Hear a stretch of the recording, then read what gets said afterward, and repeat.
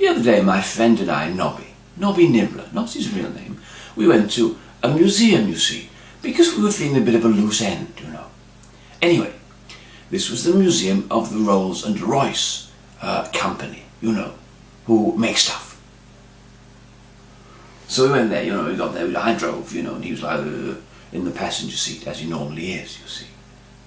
Anyway, we got there and he said, "Oh, I seem to have mislaid my glasses, you see." I said, "I didn't know you wore glasses." And he said, "No, I don't normally. I wear contact lenses, you see. But I've got something of a thing in my eyeballs. And I can't wear them, so I've been sporting my glasses, you see, in order to see stuff." So I said, "Well, what do you mean?" He said, "Well, I can't really see anything, you see." I said, "Well, there's no bloody good going to a museum when you can't see anything, is it, you turkey?" He said, "Well, no, you'll have to explain things to me, you see." Anyway, so we're wandering around this big room. He said, "What's that grey thing there?" It says, "A jet engine." I said, "All right." "What's that thing there?" "It's a jet engine." "All right." "What's that thing there?" "It's a car." This went on for about half an hour, you know, anyway. We got to a room that showed the founders of the company, Mr. Rolls and Mr. Royce, you see. And it gave a sort of potted biography, along with certain sort of intimate pictures, you see, of their lives, you know. Anyway, we breezed through Henry Royce because he was a bit dull. And then we got to Mr. Rolls, you see. So I says to Nobby, I said, "Look, this is Rolls, you see, and his first name was Louis, but he was known to his friends as Lou, you see." And so we began to look at his pictures. So I said to him, "Look, Nobby, look, here he is, Lou Rolls, you see." And Nobby's sort of squinting at him, you know. And he goes, "Well, what does he look like?" I said, "Well, he's a strong chap, you know." I said, "Lou, you know, well stacked." And he said, "Oh, well stacked Lou Rolls." I said, "Yes, very popular in many supermarkets." Anyway, we moved on to the next picture, you see. So I said, "Well, that's Lou with his golden retriever, you see. Obviously, it's a very, you know, it's a family pet, and he obviously loves it very much, and the feeling's mutual." And Nobby said, "Well, we all know how much golden retrievers like Lou Rolls, you see." We moved on to the next one. And I said, "Well, there's Lou, you see. Obviously, the beginning of his engineering career. And this is Lou's workshop. And Lou's tools, you see." So Nobby says, "Well, what's he doing?" So he's showing in the picture, he's showing them to his children.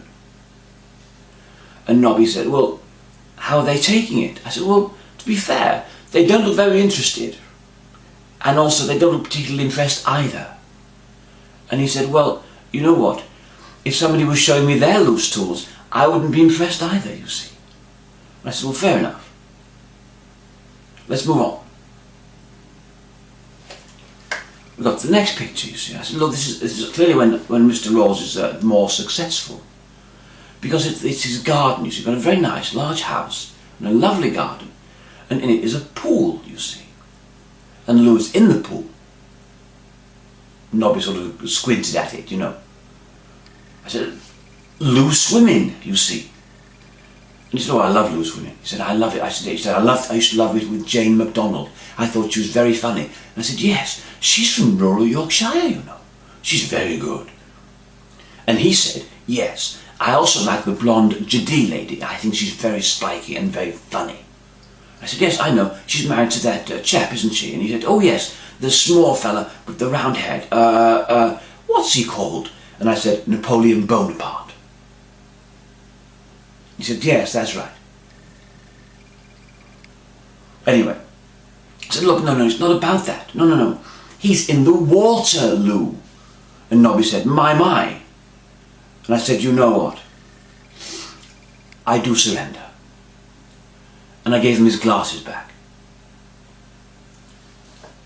And he said, "What's these?" I said, "They're your glasses." He said, "No, they're not." He said, "I don't wear glasses."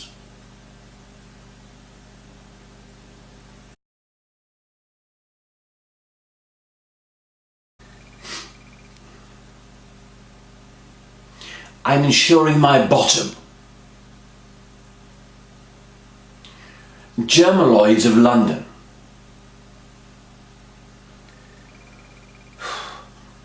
I think the rules of broadcasting dictate that I need to point out that other hemorrhoid preparations are available for that joke. But they don't work as well. I mean in a comedic sense, not in the medical sense, you know. I wouldn't like to, make a judgment in a public forum about the efficacy of their relief of your bum grape symptoms. Thank you. Right.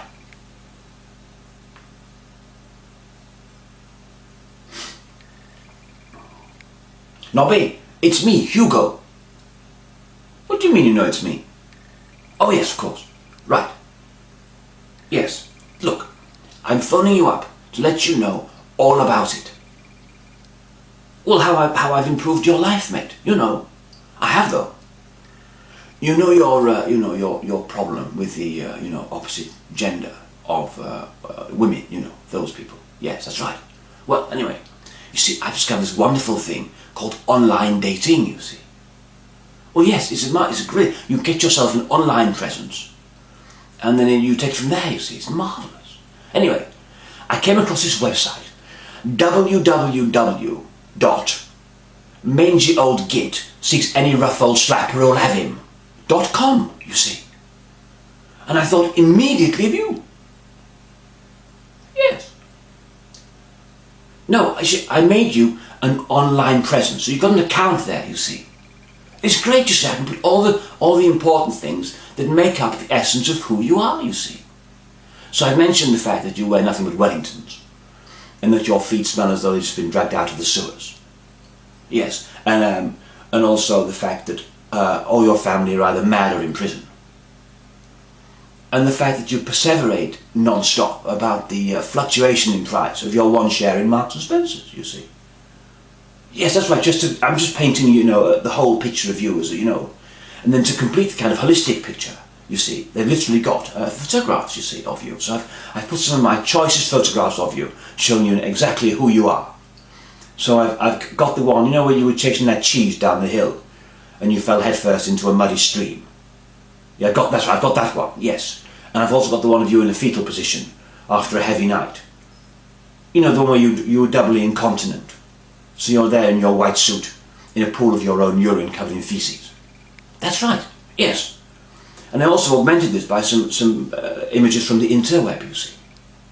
I've got a picture of a bloke with psoriasis, virtually from head to foot. And a picture of a bottom. No, it wasn't the bottom of a hairy man. Don't be so sensitive. It was a baboon. That's right, yes. So there you are, anyway. What? No, I've not used your real name. Nobby Nibbler's not his real name. Oh, no, I've given you an alias, you see. A nom de plume. An AKA. Yes. Well, I wanted something that would, capture your essence, really, and just kind of say just who you are, the inner you, the real man, What? Oh, yes. Billy Big Farts. No, you don't have to thank me. Well, there's no need for that. What do you mean you never want to see me again? You're never going to speak to me again, ever again, ever? Really? Okay. Well, I'll see you down the pub tomorrow then. Bye.